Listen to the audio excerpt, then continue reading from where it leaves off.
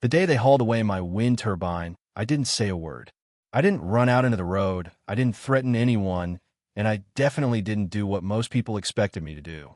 I just stood there with my hands in my jacket pockets while a flatbed truck rolled slowly down the county road, carrying what used to be the thing I was proudest of. The blades were strapped down like broken bones, the tower section stacked like scrap steel, and across the street, standing beside a shiny black SUV, was a woman named Cynthia Hartwell, wearing sunglasses and a smile so satisfied it almost looked painful. She thought she had won. Truth is, if I had been anyone else, maybe she would have. My name is Nathan Mercer. I'm 43 years old, an electrical systems engineer, and most of my life I've learned one simple lesson about people. The loudest person in the room usually isn't the most dangerous one. The quiet person doing math in the corner often is. 5 years earlier, I had bought 8 acres of land outside a fast-growing town in northern Arizona. Back then, it was mostly open fields, scattered ranch houses, and enough empty sky to remind you that the world was still bigger than your problems. I wasn't trying to make a statement. I wasn't trying to save the planet. I just wanted peace. After 20 years designing industrial power systems for utility companies, I was tired of traffic, noise, and neighbors who somehow always needed something. The property sat on a low ridge where the wind never seemed to stop blowing. Every afternoon, a steady current rolled across the hills, strong enough that the previous owner joked I could probably fly a kite year-round without ever touching the ground. Most people would have laughed.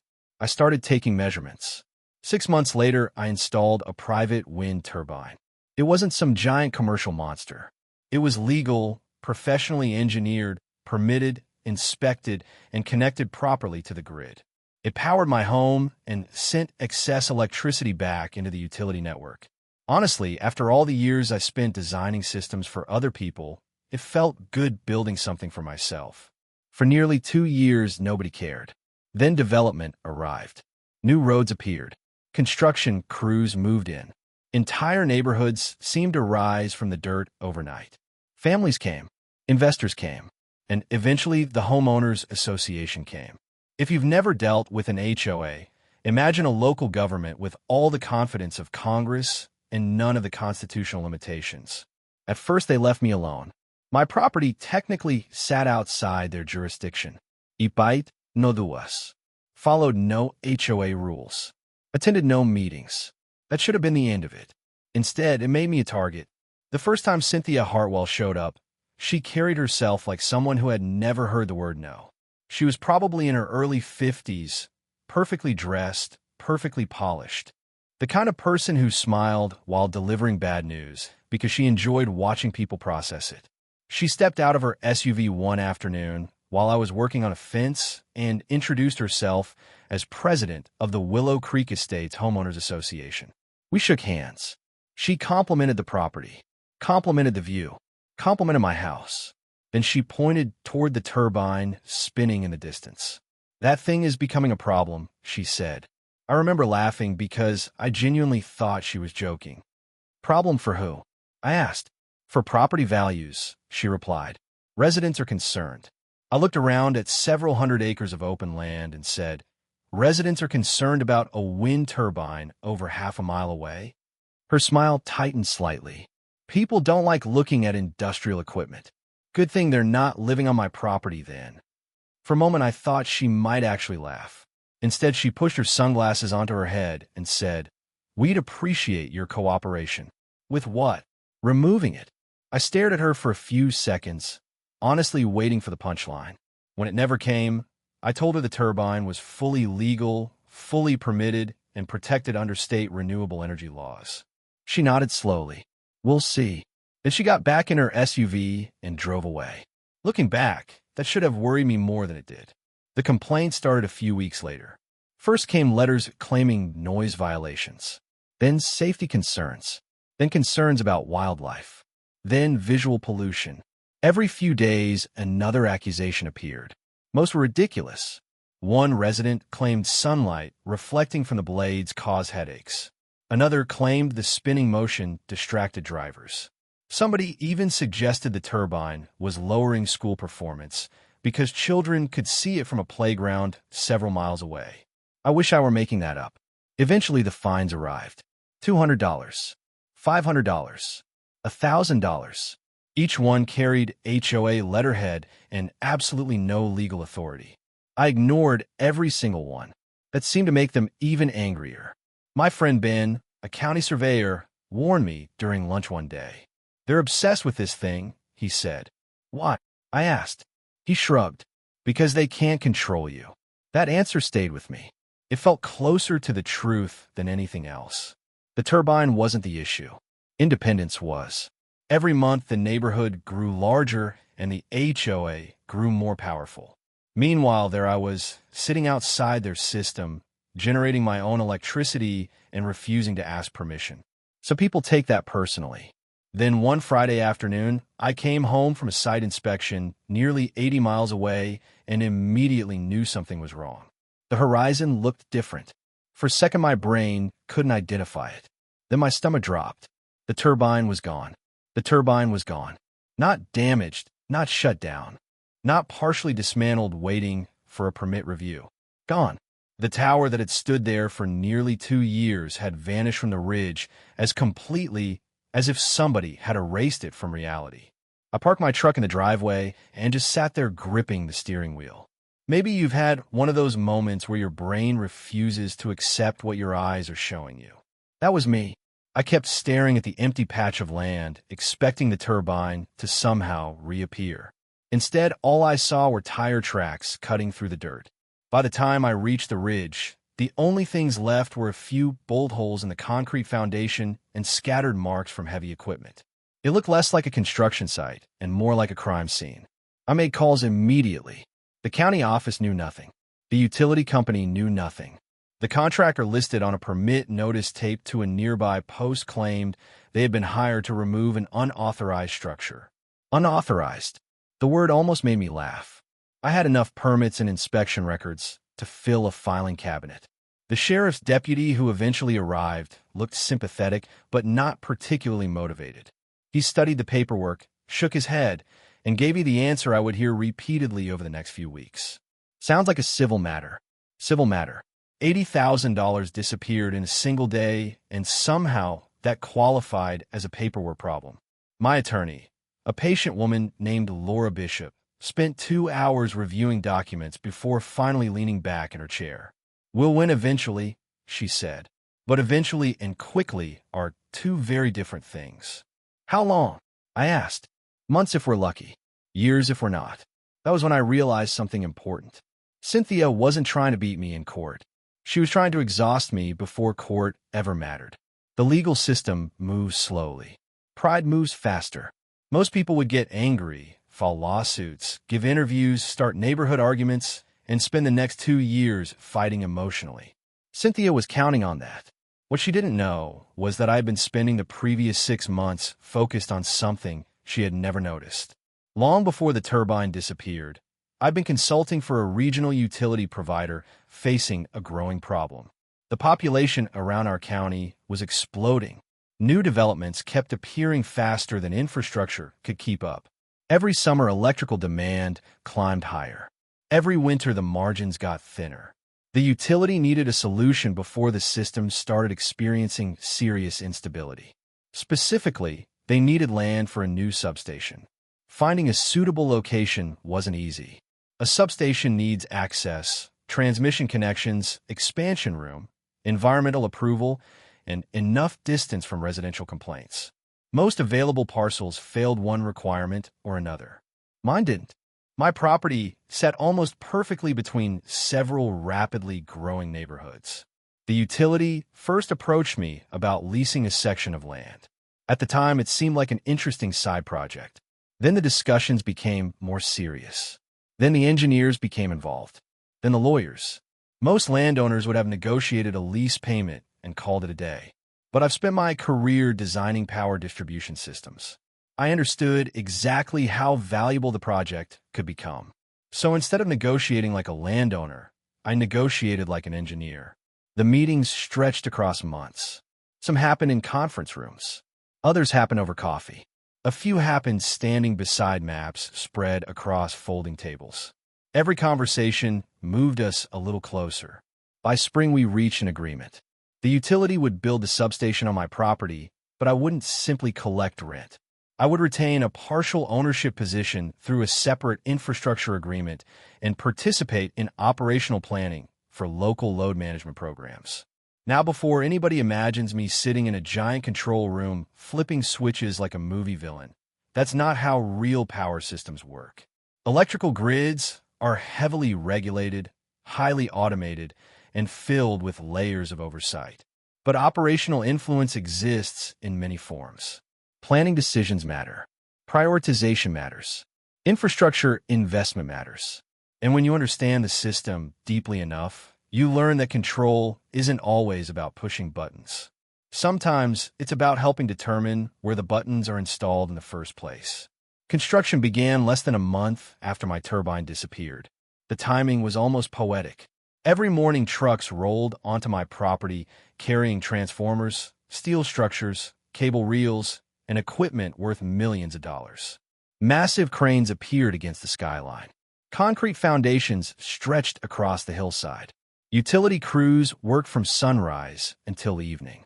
Meanwhile, Willow Creek residents drove past every day watching the project grow. Some were curious. Some were annoyed. Most never thought twice about it. Cynthia certainly didn't. In fact, she stopped by one afternoon while workers were installing support structures. I still remember her expression. She looked pleased with herself. Relaxed. Victorious. "Looks like you've moved on," she said. "Looks like progress," I replied. She glanced across the construction site. "At least it's cleaner than that turbine." I smiled. "We'll see." The irony completely missed her. Summer arrived harder than anyone expected. The weather reports started warning about heat records in early June. By July, the forecasts were talking about historic temperatures. Day after day, the mercury climbed above 110 degrees. Air conditioners ran constantly. Utility demand shattered projections. Engineers began issuing internal alerts. Reserve capacity shrank. Transformers overheated.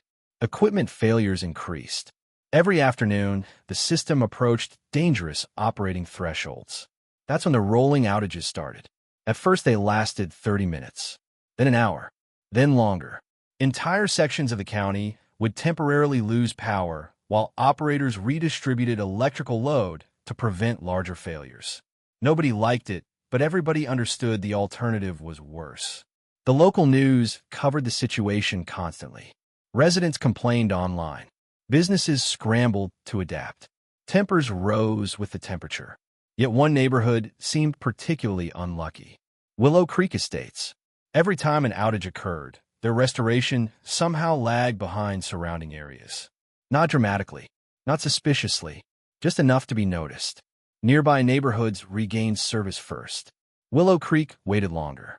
Sometimes 20 minutes, sometimes an hour. During extreme heat, an extra hour without air conditioning feels like an eternity. Homeowners became furious.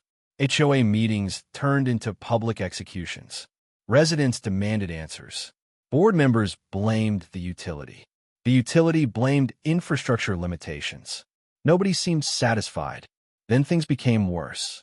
One afternoon, a transformer issue triggered a wider distribution problem across several sectors. Temperatures reached 113 degrees. Restoration crews worked nonstop. Social media exploded. By sunset, hundreds of Willow Creek residents were demanding emergency action. That even my phone rang. I recognized the number immediately. Cynthia. For a moment, I considered letting it go to voicemail. Instead, I answered. The difference in her voice was startling. Gone was the confidence. Gone was the polished superiority. Gone was the smile I remembered from the day my turbine disappeared. What remained sounded exhausted. "Nathan," she said, "we need to talk." I leaned back in my chair on the porch and watched the new substation humming quietly in the distance. "About what?" I asked. There was a long pause before she answered. "People are suffering." For the first time in years, Cynthia Hartwell sounded afraid. For the first time in years, Cynthia Hartwell sounded afraid. Not angry, not annoyed, not pretending to be reasonable while quietly making threats underneath every sentence. Afraid. I wish I could tell you that feeling brought me satisfaction, but the truth is a little more complicated than that. When you've spent months imagining a moment, when you've replayed arguments in your head and pictured what you'll say when the tables finally turn, reality rarely feels the way you expect. Mostly, I felt tired. Tired of lawyers. Tired of letters. Tired of people treating property rights like optional suggestions. Tired of watching grown adults confuse authority with ownership. Cynthia asked if we could meet in person. An hour later, she arrived at my house. The same black SUV rolled up the driveway. But she stepped out looking like a completely different person than the woman who had first visited years earlier. The confidence was gone. The heat wave had been brutal on everyone, and it showed. We sat on my porch, overlooking the valley while the evening sun painted the hills orange. For a while, neither of us spoke. Then she finally broke the silence. The neighborhood is furious. I nodded. I heard. People are threatening lawsuits. Interesting. She sighed heavily. Nathan, this has gone far enough. I almost laughed. Not because it was funny, but because of how absurd the statement sounded coming from her. You think this is where it went too far? I asked. She looked away toward the ridge where my turbine once stood. For a second, I thought she might actually apologize. Instead, she chose honesty. I underestimated you. That's true. I thought eventually you'd give in. Also true. Another long silence settled between us. Wind moved through the trees. Somewhere beyond the property line, a maintenance vehicle rolled slowly through the substation. Finally, Cynthia looked directly at me. What do you want? There it was.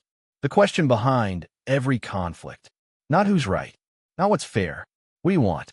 The funny thing was that by then it wasn't really about money anymore. The turbine mattered, obviously. The loss mattered. But something deeper had happened. I had spent years building a life based on independence, and a group of strangers had decided they could erase that because they disliked looking at it. If there was a lesson to be learned, it needed to be remembered. I want every fine withdrawn, I said. Done. I want a signed legal acknowledgement recognizing my property's rights and confirming the HOA has no authority beyond its boundaries. She nodded. Done. I want reimbursement equal to 3 times the value of the turbine and associated losses. Her eyes widened. 3 times? You removed it once. I don't intend to discuss removing the next one. She didn't answer immediately. She knew exactly why the number mattered. Not punishment. Deterrence. Finally, she nodded. Keep going. And I want a public statement sent to every homeowner explaining exactly what happened. That one hurt. I could see it. Money is easy. Pride is expensive. Cynthia stared at the porch floor for several seconds before speaking. You really think I'm the villain in this story, don't you? The question surprised me. Maybe because it sounded genuine.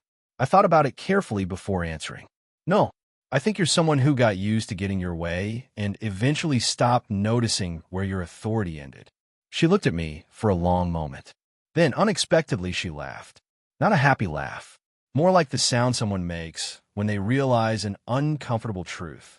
A week later, every document was signed. Every fine vanished. Compensation was paid. The HOA issued its statement. Some residents were shocked when they learned the full story. Others weren't. A few even reached out privately to apologize for complaints they admitted they never fully understood. Construction on my new turbine began shortly afterward. This time it was larger, stronger, and built using lessons learned from the first design. When the tower finally rose above the ridge again, visible for miles across the valley, nobody complained. At least not publicly. The funny part is what happened next. Life returned to normal. That's the part revenge stories rarely mention. After the dramatic confrontations and satisfying victories, most people still have groceries to buy, lawns to mow, bills to pay, and ordinary Tuesdays to live through. The substation continued operating. The grid stabilized as additional infrastructure came online. The outages became shorter and less frequent. Willow Creek residents enjoyed reliable air conditioning again. Kids rode bicycles through the neighborhood. Families hosted barbecues. The world kept turning. Sometimes I still see Cynthia around town. We nod politely. Once in a while, we even exchange a few words. Neither of us ever mentions the turbine. Maybe some chapters don't need to be reread once they're finished. These days I spend most evenings sitting on my porch watching the blades turn against the sunset. The sound is familiar now, almost comforting. Beyond a ridge, the substation hums quietly, carrying electricity across thousands of homes that will never know or care how close a strange little conflict came to shaping part of their community's future. And every now and then I think about power. Most people hear that word and imagine money, political influence, titles, or control. I used to think that too. Then life taught me something different. Real power often hides in boring places. Contracts nobody reads. Infrastructure nobody notices. Decisions nobody understands until they're suddenly affected by them. The people who truly shape outcomes are often invisible right up until the moment everyone realizes how much they matter. But here's the question that still sticks with me, and maybe it's the reason I'm telling this story at all. Was I justified? A lot of people hear what happened and immediately say yes. Others say I should have taken a high road and let the courts handle everything. Some think Cynthia got exactly what she deserved. Others think I became too much like the people I was fighting. Honestly, I can see pieces of truth in all those arguments. What I know for certain is this: nobody touched my property again, nobody questioned my rights again, and a lesson was learned that legal paperwork alone probably never could have taught. Still, maybe that's the danger of power, isn't it? Once you finally have it, deciding how much to use becomes its own test. So I'd like to hear what you think. If you were in my position, would you have done the same thing? Was this justice, revenge, or something sitting uncomfortably between the two? Let me know down in the comments, because I have a feeling people are going to disagree on this one. And if you've ever dealt with an HOA, a difficult neighbor, or someone who thought they could push you around simply because they had authority, share your story too. Don't forget to like the video, subscribe to the channel, and I'll see you in the next one.